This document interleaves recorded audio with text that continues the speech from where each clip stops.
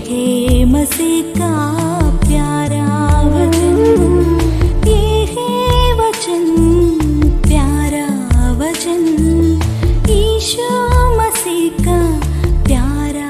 परमेश्वर के धन्य नाम की महिमा हो। प्रभात मनन के सत्र 1716 में आप सभी का बहुत ही विनम्रता के साथ स्वागत करता हूँ। आइए आज का मनन के लिए हम पढ़ते हैं तीतुस अध्याय 3 पद 5 से 7 तक। तो उसने हमारा उद्धार किया और ये धर्म के कामों के कारण नहीं जो हमने आप किए, पर अपनी दया के अनुसार नए जन्म के स्नान और पवित्र आत्मा के हमें नया बनाने के द्वारा हुआ, जैसे उसने हमारे उद्धारकर्ता यीशु मसीह के द्वारा हम पर अधिगाई से उंडेला, जिससे हम उसके अनुग्रह से धर्मी ठहरकर आनंद जीवन की आशा के अनुसार वारिस बने। एक दूसरे के कमी घटियों को जानते हुए भी एक दूसरे को स्वीकार करने के विभिन्न कारणों पर हम बीते दिनों में मनन कर रहे थे। 5 से 7 तक के पदों को पढ़ते वक्त हम ये भी समझ सकते हैं कि इस प्रकार एक दूसरे को स्वीकार करना पवित्र आत्मा के द्वारा उद्धार प्राप्त व्यक्ति में होने वाला परिवर्तन का परिणाम है। आज परिवारों में हो या कलीसियाओं में हमारी बड़ी एक समस्या यह है कि हम एक दूसरे का अंगीकार नहीं कर पाते हैं। हर व्यक्ति अपना अपना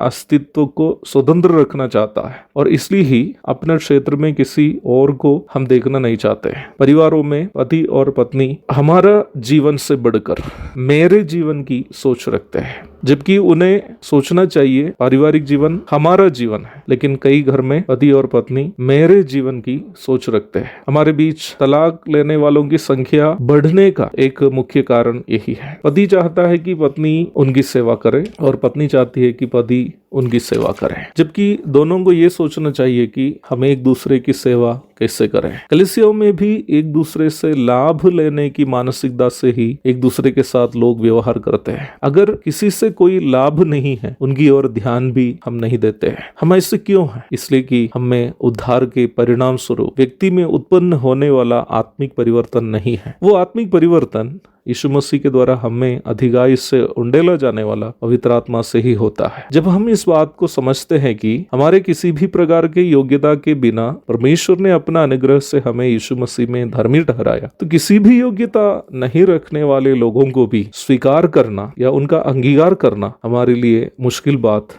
नहीं होगी। सन 1862 में विश्वविख्यात उपन्यासकार विक्टर ह्यूगो के द्वारा रचित लेस मिसरेबल नामक उपन्यास में इस प्रकार का एक भाग है। निम्न उपन्यास में जीन वालजीन नामक एक व्यक्ति का जिक्र है, जो एक बिशप के आवाज से लालटन चुरा कर ले जाता है। चोरी करके भागते समय जीन वालजीन पुलिस के हाथ फंस जाता है। पूछताछ के पश्चात पुलिस जीन वालजीन को लेकर बिशप के आवास में पहुंच जाती है। जीन वालजीन को दिखाकर पुलिस ने बिशप से इस प्रकार बताई कि इसने आपका लालटन चुराया और उसको लेकर हम आए हैं। बिशप ने जीन वालजीन को देखने के बाद इस प्रकार कहा, लालटन ये चोरी नहीं किया, मैं खुद उसको दिया था। आश्चर्यचकित होकर पुलिस ने बिशप से पूछा, क्या आप इसको पहले से जानते थे? जी, ये मेरा भाई है, बिशप ने जवाब दिया। मेरी समझ से एक परिवर्तित मसीही जीवन का उत्तम उदाहरण है जो बिशप ने दिखाया है। मैं यहाँ जीन वालजीन ने जो किया उसकी तारीफ नहीं कर रहा, परंतु बिशप ने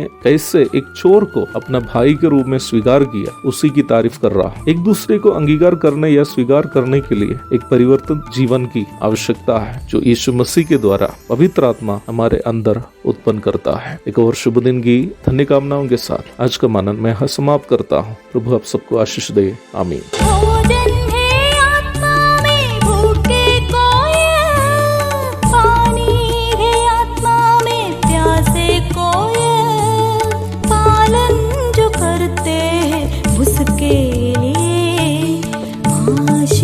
पाने का साधन है ये है वचन, प्यारा वचन, यीशु मसीह का प्यारा वचन।